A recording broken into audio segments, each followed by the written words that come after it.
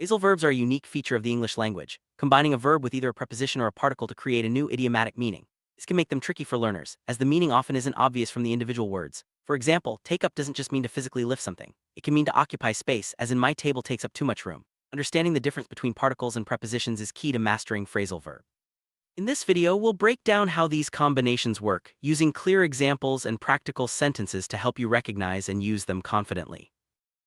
Let's dive deeper into the difference between particles and prepositions in phrasal verbs. Particles act like adverbs, modifying the verb and expanding its meaning in a unique way. For instance, in look over, the word over changes the meaning of look to mean examine quickly. Particles do not introduce prepositional phrases. On the other hand, prepositions in phrasal verbs always introduce a prepositional phrase, providing necessary information to complete the sentence.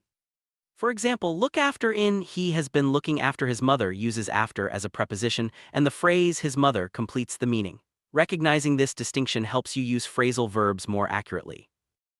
Let's look at some real examples to see how phrasal verbs work in everyday English. With particles, you might hear, I can't believe that you're giving up. Here, up is a particle changing the meaning of give, or the plane took off an hour late, where off is a particle. For prepositions, consider, I came across that old watch of mine, where across is a preposition and that old watch of mine completes the phrase.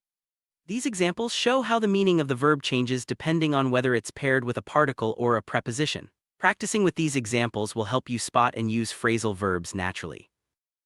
Now let's put your knowledge to the test with some practical exercises. You'll often find sentences where you need to choose the correct adverb particle to complete the meaning. For example, the man put his hat, the answer is on, or he threw it, which should be away. These exercises help reinforce the patterns and logic behind phrasal verbs. By practicing with real sentences and checking your answers, you'll become more comfortable using phrasal verbs in conversation and writing.